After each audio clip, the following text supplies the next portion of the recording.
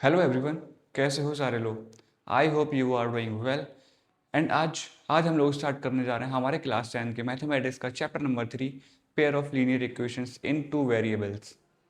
बहुत ही easy chapter है, 3 exercises हैं, मज़ा आने वाला है, आपको कुछ नया सीखने को मिलेगा। एंड अगर कोई अभी वीडियो में टपका है तो मैं आपको बता दूं कि हम लोग क्लास 10 के पिछले 2 चैप्टर्स कंप्लीट कर चुके हैं। प्लेलिस्ट की लिंक डिस्क्रिप्शन में है, फर्स्ट लेक्चर की लिंक डिस्क्रिप्शन में, आप लोग जाओ प्लेलिस्ट को जाके सेव करो ताकि आगे आने वाली वीडियोस आप लोग मिस ना कर दो। एंड इस चैप्टर को हम लोग इस वीडियो में स्टार्ट करेंगे। So without wasting any time, let's get started.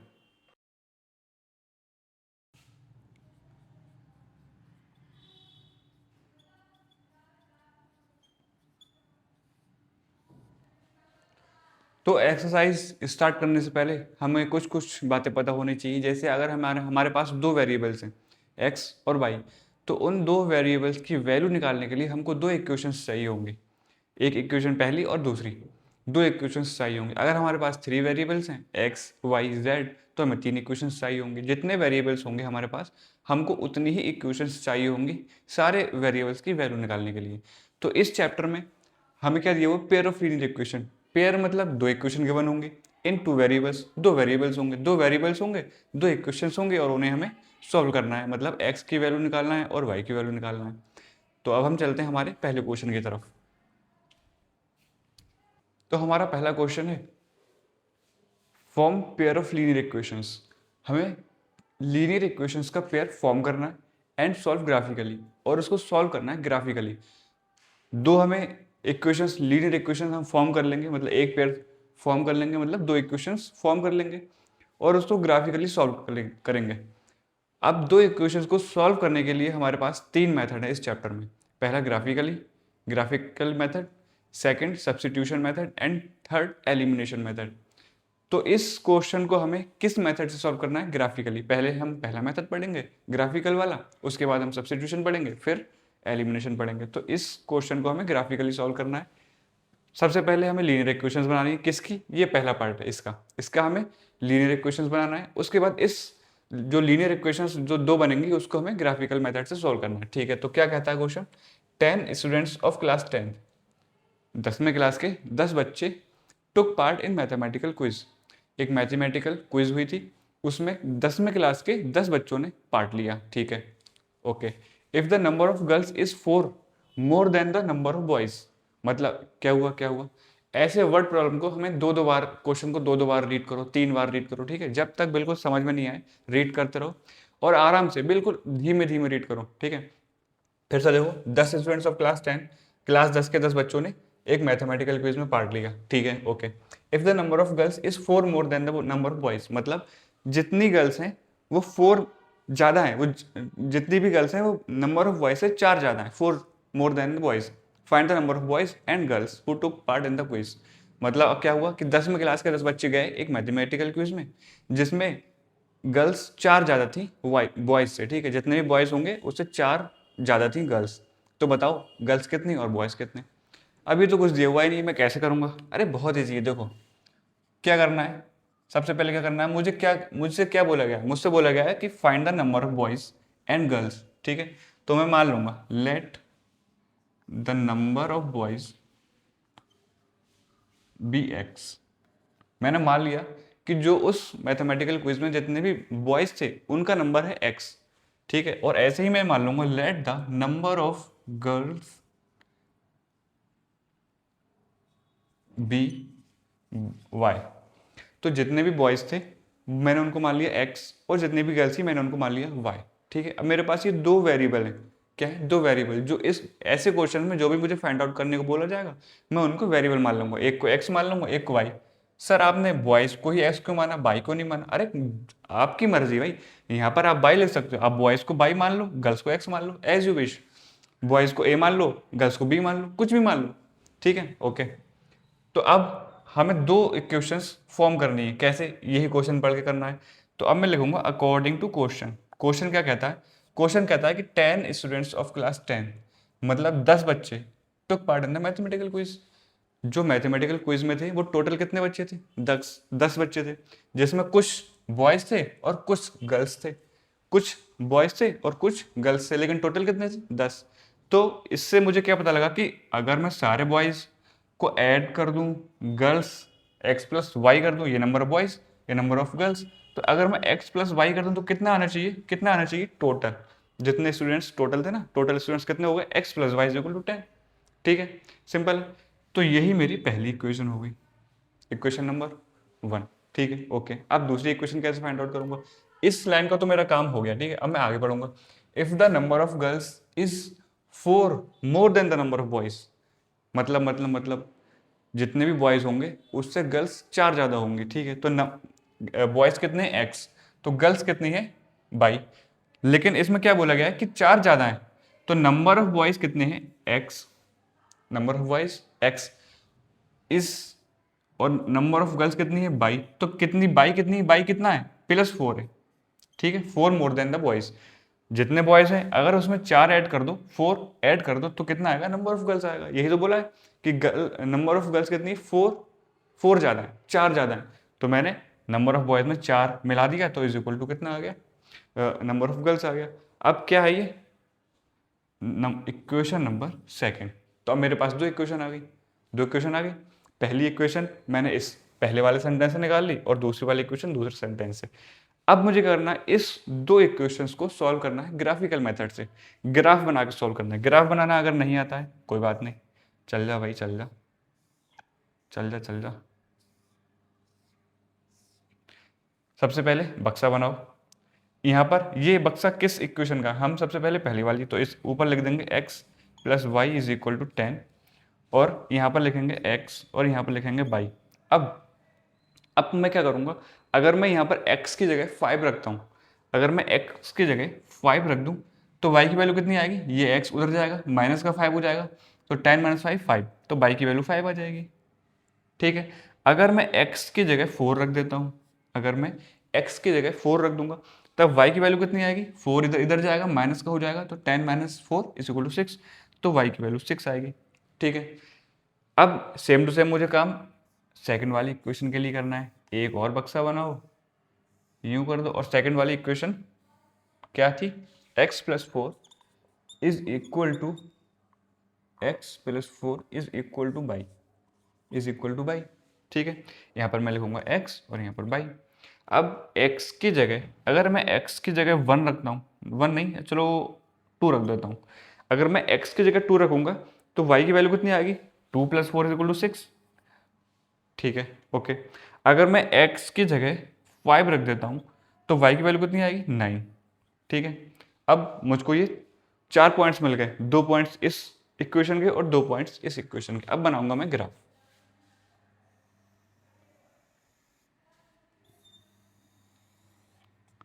आपको ग्राफ पेपर भी ग्राफ बनाना है, ये यहाँ तो टेढ़ा मेढ़ा हो जाएगा थोड़ा, बट ठीक है, मैं कोशिश करूँगा अच्छे से बनाने की। तो ग्राफ बनाने के बाद अब हमारा काम है कि इस पॉइंट्स को उस इस ग्राफ में पॉइंट आउट करना और उस पर लाइन बनाना। ठीक है, तो पहली इक्वेशन की क्या क्या पॉइंट्स है, कोऑर्डिनेट्स है 5,5, तो 5,5 मतलब 5,5, तो यहाँ पर कुछ कुछ यहाँ पर आएगी, ये पॉइंट यहाँ पर आ गया। ठीक है, दूसरा कोऑर्डिनेट है 5,6, 5,6 नहीं 4,6 यार, 4,6, 4,6, 4,6 आएगा यहाँ पर, कुछ कुछ यहाँ पर।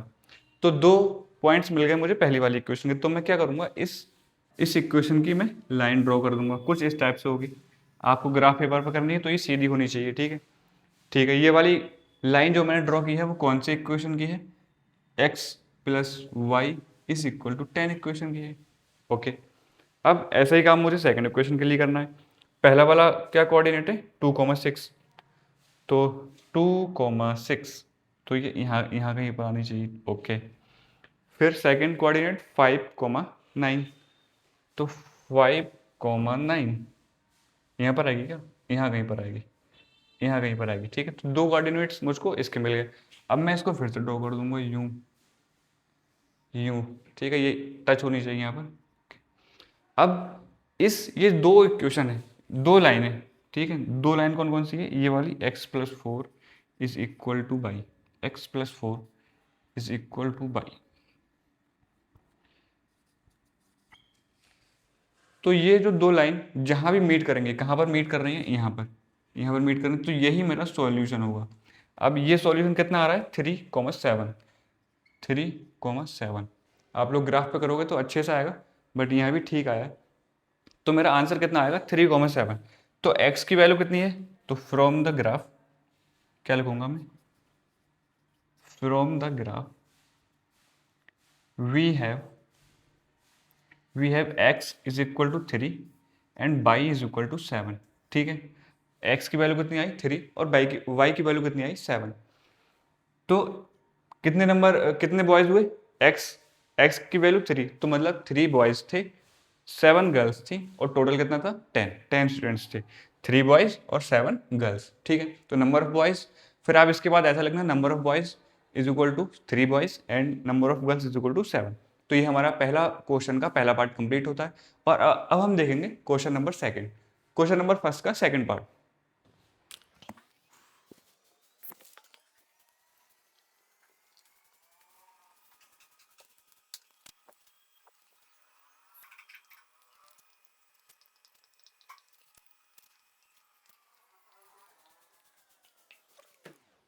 तो हमारे सेकंड पार्ट में क्या गिवन है, 5 pencils and 7 pen together cost ₹50।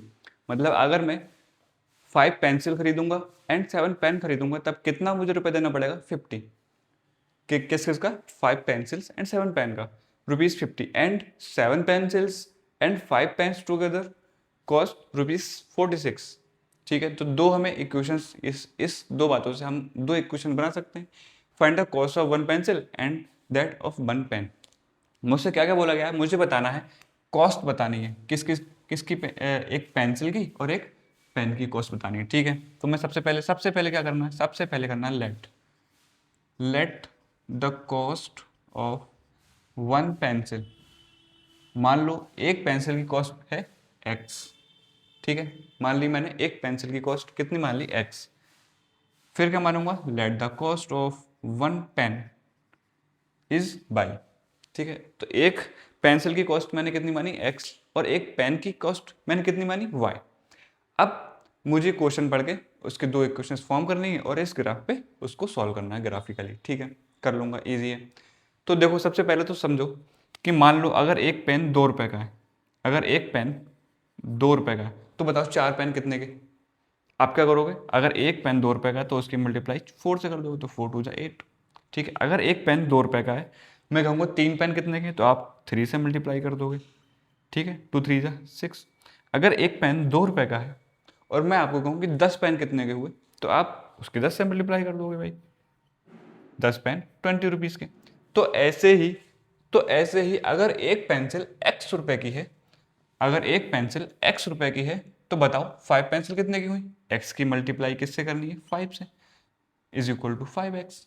ठीक है, अगर एक पेन y रुपए का है तो बताओ 7 पेन कितने के हैं, अगर एक पेन y रुपए का है तो बताओ 7 पेन कितने के, मल्टीप्लाई 7 से, तो 7y। ठीक है, बस इतना सा फंडा है, अब तो बस इक्वेशंस बन जाएंगे। ठीक है, तो अकॉर्डिंग टू क्वेश्चन हमें क्वेश्चन में क्या गिवन है कि 5 पेंसिल्स, एक पेंसिल की कीमत x रुपए, तो 5 की 5x। ठीक है, एंड 7 पेन टुगेदर, 7 एक पेन की कीमत 22 रुपए, तो 7 पेन की 7 बाई। टुगेदर का मतलब प्लस। ठीक है, मतलब अगर मैं 5 पेंसिल और 7 पेन लूंगा तो कितना पड़ेगा 50। ठीक है, कुछ कीमत की ये हुई होंगी, कुछ कीमत की ये हुई होंगी, फिर टोटल कितना आया मेरा 50। तो अगर मैंने 5 पेंसिल खरीदी और 7 पेन खरीदे तो मुझे कितना रुपए देना है 50।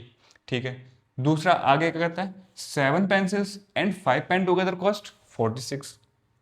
इस बार मैं उल्टा करता हूँ, इस बार मैं 7 पेंसिल खरीद रहा हूँ तो 7 इंटू एक्स प्लस 5 पेन खरीद रहा हूँ तो 5 into y is equal to 46।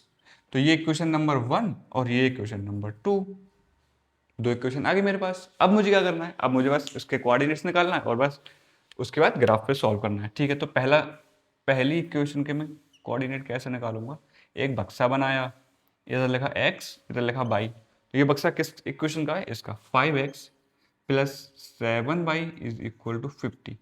ठीक है, अब इसके पॉइंट्स रखो, अगर मैं x की जगह कितना रखूं कि ये कट जाए। ठीक है, तो x की जगह मुझे कुछ सोच समझ के वैल्यू रखना पड़ेगी। अगर मैं x की जगह 1 रख दूंगा, अगर मैं x की जगह 1 रख दिया तो 1 5 अगर उधर 5 उधर जाएगा तो 7 बाई इज इक्वल टू 45 हो जाएगा। तो 45 तो 7 से डिवाइड नहीं होगा, तो हमें कुछ थोड़ा सा दिमाग लगाना पड़ेगा, ठीक है।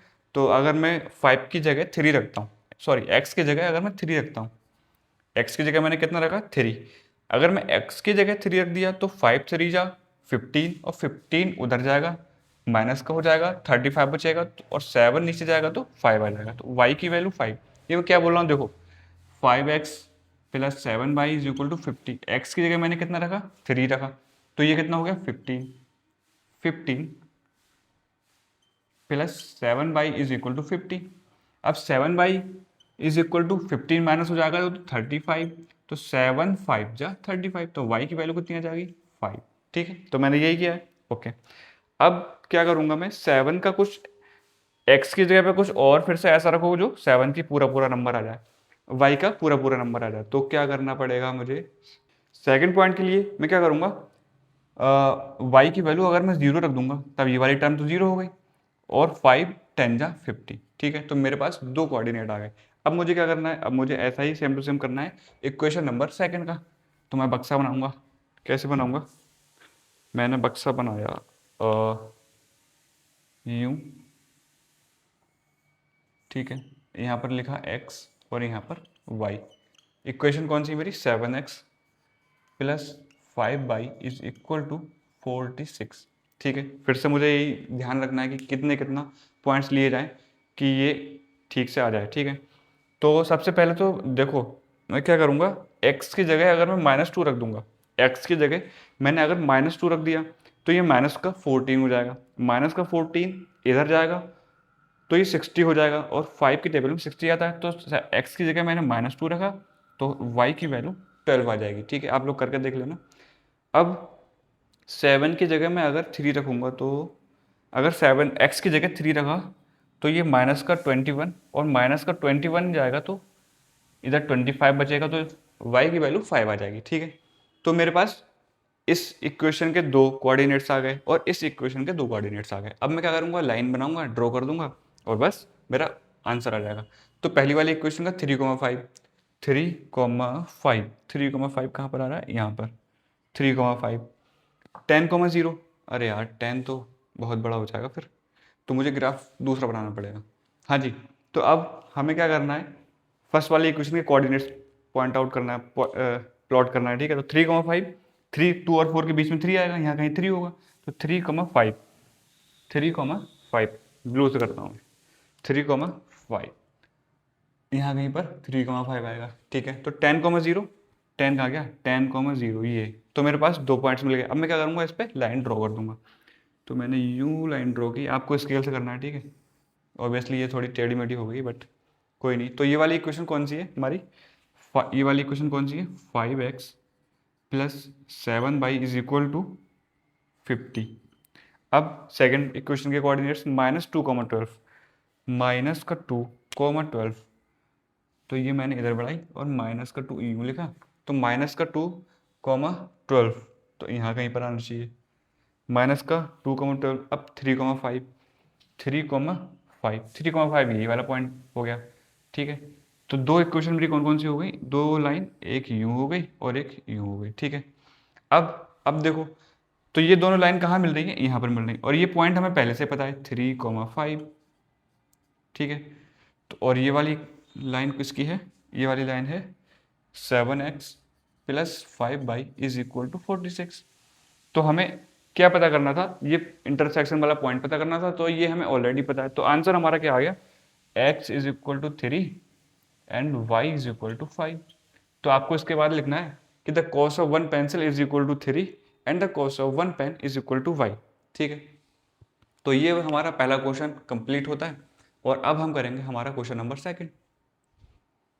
तो क्वेश्चन नंबर सेकंड करने से पहले हम लोगों को कुछ पता होना चाहिए कि मान लो हमें गिवन है, पहली इक्वेशन गिवन है a1x plus b1y plus c1 is equal to 0, और दूसरी इक्वेशन गिवन है a2x plus b2y plus c2 is equal to 0। यह याद रखना है कि c1 और c2 इक्वल के इस साइड है, उस साइड नहीं है, इस साइड है। ठीक है, तो अगर हमें ये गिवन है कि a1/a2, सॉरी, अगर हमें गिवन है a1x plus b1y plus c1 is equal to 0, तो a1 क्या है, x का कोफिशिएंट, b1 क्या है, y का कोफिशिएंट, c1 क्या है, कांस्टेंट, a2 क्या है, x का कोफिशिएंट, b2 क्या है, y का कोफिशिएंट, और c2 क्या है, कांस्टेंट। ठीक है, तो अगर हमें ये दो इक्वेशन गिवन है तब हम इन दो इक्वेशन को ऐसे ही बता सकते हैं कि ये इक्वेशन दो, इनकी अगर हम ग्राफ पे लाइन बनाएंगे तो ये इंटरसेक्ट करेंगी, या फिर एक के ऊपर एक होगी, या फिर पैरेलल होगी। ठीक है, कभी मिलेंगी नहीं। तो हम इसे देख के बताएंगे। कैसे बताएंगे कि अगर a1 upon a2 is not equal to b1 upon b2, क्या करेंगे हम, x का कोएफिशिएंट पहली वाली इक्वेशन से अपॉन x का कोएफिशिएंट दूसरी वाली इक्वेशन से। अगर वो इक्वल नहीं आता है b1 अपॉन b2 के, तब ऐसी सिचुएशन में हम इसको कहेंगे यूनिक सॉल्यूशन होगा। क्या होगा, यूनिक सॉल्यूशन। यूनिक सॉल्यूशन होगा मतलब लाइंस जो होंगी इंटरसेक्टिंग लाइंस होंगी, इंटरसेक्टिंग लाइंस, इंटरसेक्टिंग लाइंस होंगी। ठीक है, अगर, ठीक है, ओके। अब सेकंड क्या होगी, सेकंड सिचुएशन क्या होगी कि मान लो a1 upon a2 is equal to b1 upon b2 आ जाए। अब क्या करेंगे, अगर ऐसी सिचुएशन आती है a1 upon a2 is equal to b1 upon b2 होती है, तब हमें c1 और c1 अपॉन c2 भी निकालने पड़ता है। ठीक है, तो अगर c1 अपॉन c2 भी अगर बराबर आ जाए, अगर a1 upon a2 is equal to b1 upon b2 is equal to c1 upon c2 आ जाएगा, तब इसको क्या कहेंगे, इसको कहेंगे infinite many solution, infinite many solutions. ठीक है, इनफाइनाइट मैनी सॉल्यूशंस का मतलब जो लाइंस होंगी वो होंगी कोइंसिडेंट लाइंस। रिफिल कर लूँ यार। तो ये होंगी कोइंसिडेंट लाइंस अगर a1 upon a2 is equal to b1 upon b2 is equal to c1 upon c2। और इस दोनों सिचुएशन में चल जा और इस दोनों सिचुएशन में ये वाला जो सिस्टम होगा उसको हम क्या कहेंगे, कंसिस्टेंट सिस्टम। कंसिस्टेंट सिस्टम कौन सा सिस्टम होगा, कंसिस्टेंट सिस्टम होगा। अगर अगर लाइंस इंटरसेक्टिंग है तब उनका सॉल्यूशन यूनिक आएगा। यूनिक मतलब एक सॉल्यूशन आएगा। या फिर लाइन अगर कोइंसिडेंट लाइंस है, इनफाइनाइट सॉल्यूशंस है, तब इन दोनों सिचुएशन में जो सिस्टम होगा उसे हम क्या कहेंगे, कंसिस्टेंट सिस्टम। ठीक है, अब जो थर्ड सिचुएशन आती है कि अगर a1 upon a2 is equal to b1 upon b2 तो है, बट c1 अपॉन c2 नहीं है, इज इक्वल टू। ठीक है, a1 upon a2 is equal to b1 upon c2 but not equal to c1 upon c2। तो इस situation में क्या होगा, इसमें यूनिक सॉल्यूशन, इसमें इनफाइनाइट, तो इसमें क्या होगा, नो सॉल्यूशन, कोई भी सॉल्यूशन नहीं होगा। कोई भी सॉल्यूशन नहीं होगा मतलब लाइंस कैसी होंगी, पैरेलल लाइंस होंगी। और इस सिस्टम को हम क्या कहेंगे, इनकंसिस्टेंट सिस्टम।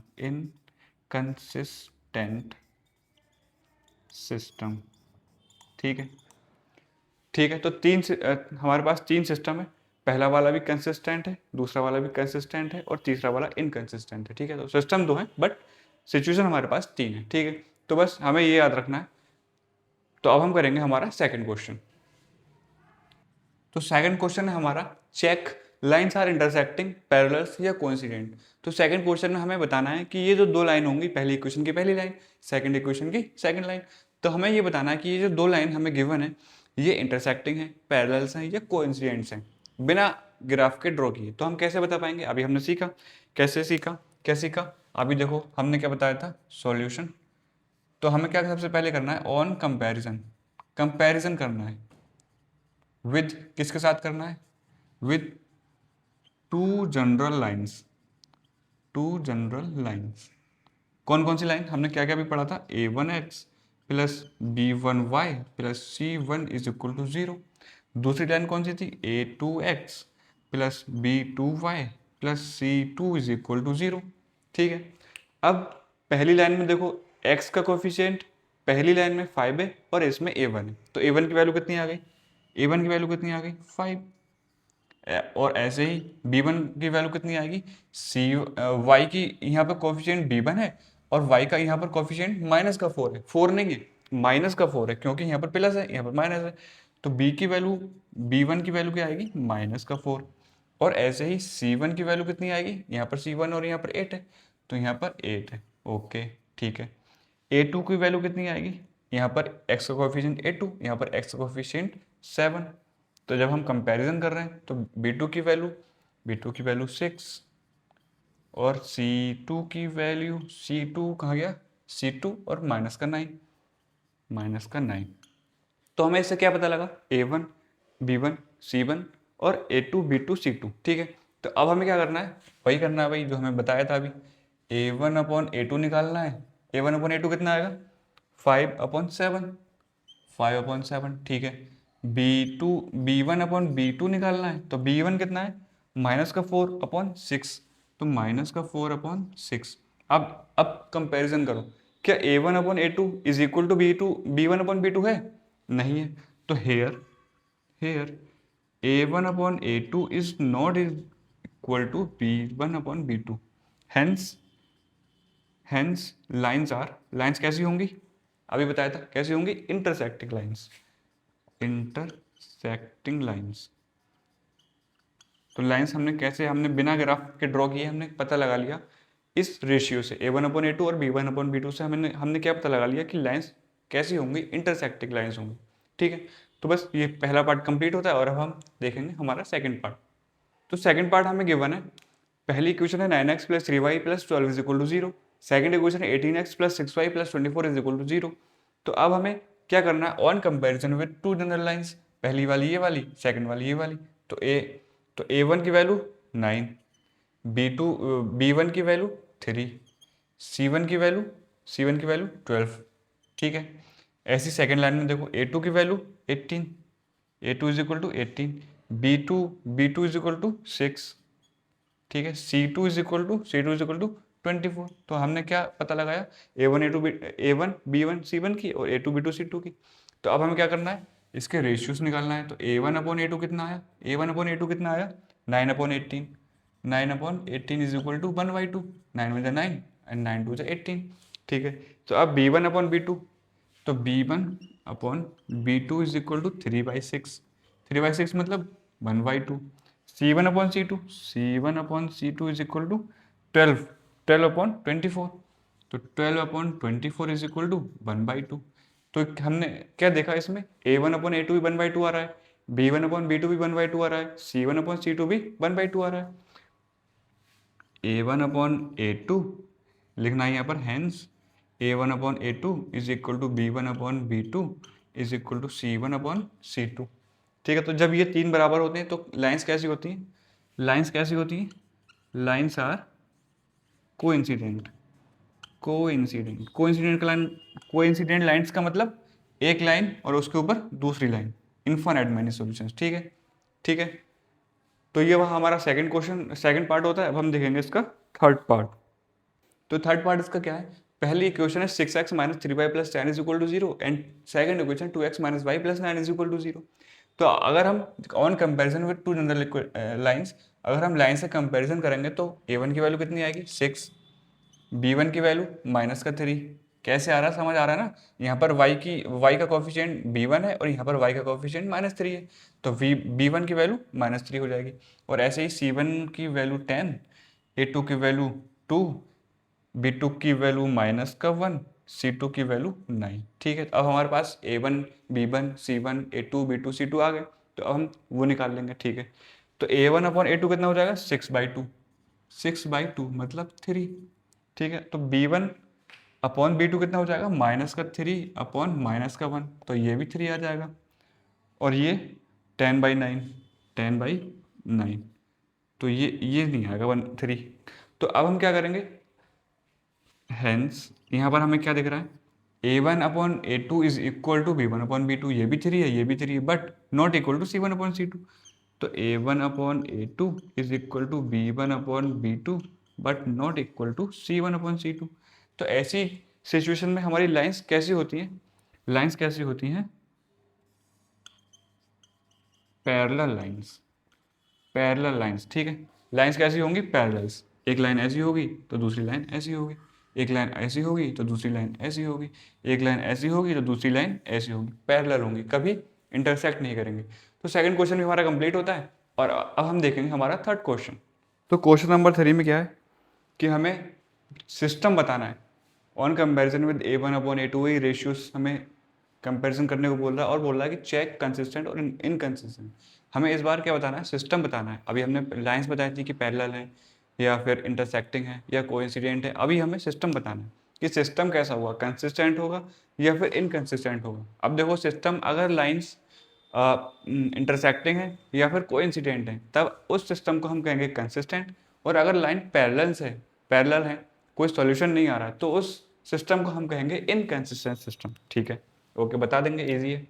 तो देखो अब हमें क्या करना है, सॉल्यूशन में हमें ये इक्वेशंस जो है वो ठीक से नहीं लिखी हुई है। ये 5 उधर है, होना चाहिए इधर, तो हम इसको ठीक से लिख लेंगे 3x प्लस 2y। अब इस 5 को मैं इधर लाऊंगा तो माइनस का 5 is equal to 0, 2x minus का 3y और माइनस का 7 इज इक्वल टू 0। ठीक है, अब हमें कंपैरिजन करना है, तो अब तो मैं डायरेक्ट निकाल लूंगा। ठीक है, तो A1/A2 डायरेक्ट आ जाएगा।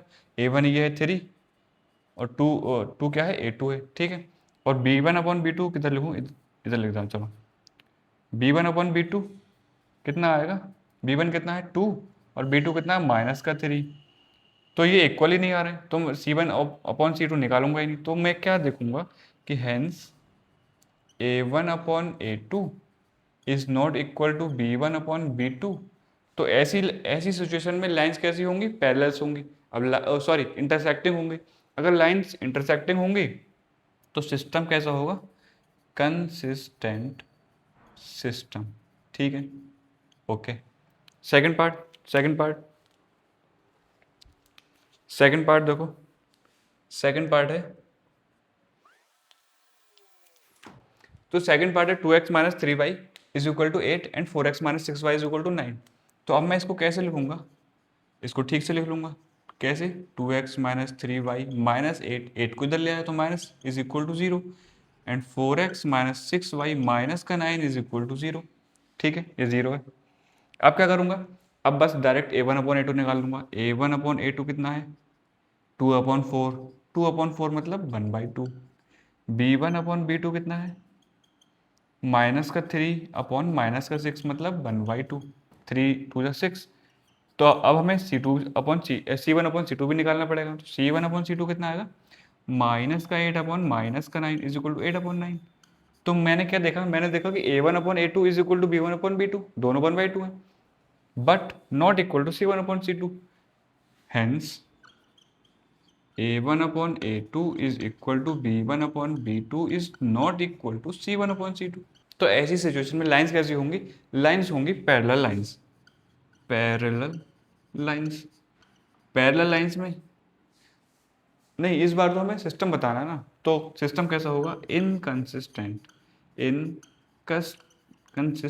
सिस्टम। ठीक है, सिस्टम कैसा हुआ, इनकंसिस्टेंट, क्योंकि लाइंस पैरेलल। ठीक है, तो थर्ड पार्ट देखो, तो थर्ड पार्ट में रहा है 3/2x plus 5/3y is equal to 7 and 9x minus 10y is equal to 14।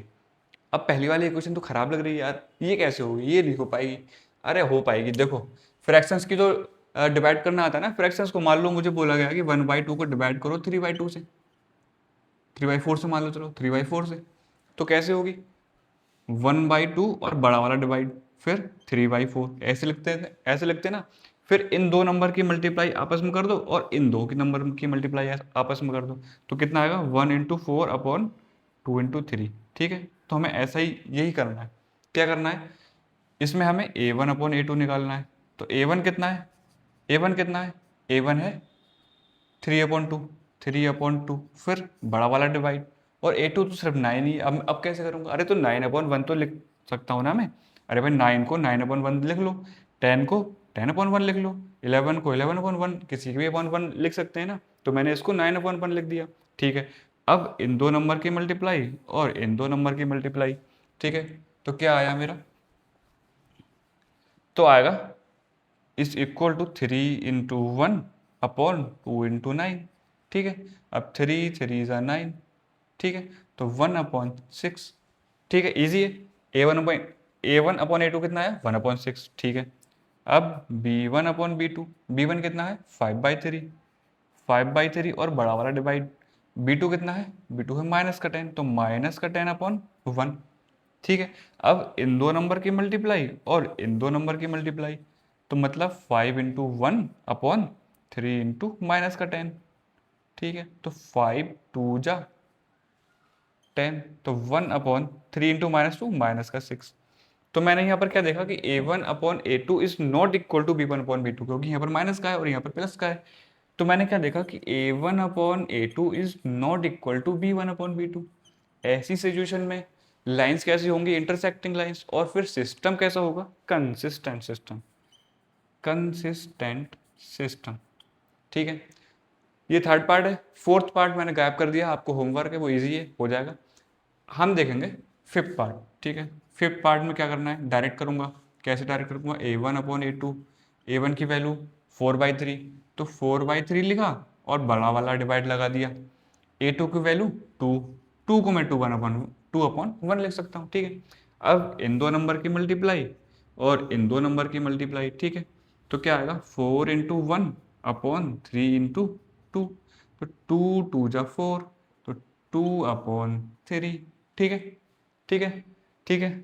इसके बाद B1/B2, B1 की वैल्यू 2 है क्या, 2 ये क्या मैंने गलत तो नहीं लिख दिया, ठीक है यार, 2, B1 की वैल्यू 2/B2 की वैल्यू 3, तो कितना आ गया 2/3। तो ये सेम आ रहा है। तो अब हमें C1/C2 निकालना है। तो C1/C2, तो C1 की वैल्यू 8, 8 नहीं, 8 नहीं है, माइनस की 8 है। क्यों, क्योंकि 8 तो उधर है, मैं इस 8 को इधर लेके आऊंगा तो माइनस का हो जाएगा ना, हाँ। तो -8, और ऐसे ही मैं C2, ये 12 उधर है ना, तो मैं इधर लेके आऊंगा तो -12, ठीक है। याद रखना है, गलती नहीं करना है। जो C1 होता है वो इक्वल के इस पार होता है, उस पार नहीं होता है, ठीक है। चलो अच्छा, माइनस माइनस तो कैंसिल आउट हो जाएगा, तो ये आ जाएगा 4 2 जा 8 एंड 4 3 जा 12, तो ये भी 2/3 आ गया। तो A1/A2 भी 2/3, B1/B2 भी 2/3, C1/C2 भी 2/3। तो A1/A2 is equal to B1/B2 is equal to C1/C2। ऐसी सिचुएशन में लाइंस कैसी होंगी, कोइंसिडेंट लाइंस, एक के ऊपर एक। तो सिस्टम कैसा होगा, कंसिस्टेंट सिस्टम होगा, ठीक है। तो हमने सारे के सारे 3 क्वेश्चन हमने आज कर चुके हैं। तो सारे पार्ट्स हम लोगों ने कर लिए हैं, एक पार्ट आपको होमवर्क दिया है, ईजी है, वो भी हो जाएगा, ठीक है। तो आज इस वीडियो में हम लोग इतना ही करते हैं, काफ़ी लंबी वीडियो हो चुकी है। तो अब नेक्स्ट लेक्चर में हम इसके आगे क्वेश्चंस करेंगे, तो बने रहिएगा। और प्लेलिस्ट की लिंक डिस्क्रिप्शन में है, आप लोग प्लेलिस्ट को जाके सेव करो ताकि आगे आने वाली वीडियोस आप लोग मिस ना कर दो।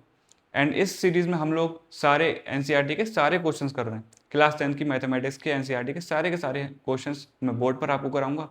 तो बने रहिए और subscribe to easy mains. See you in the next class.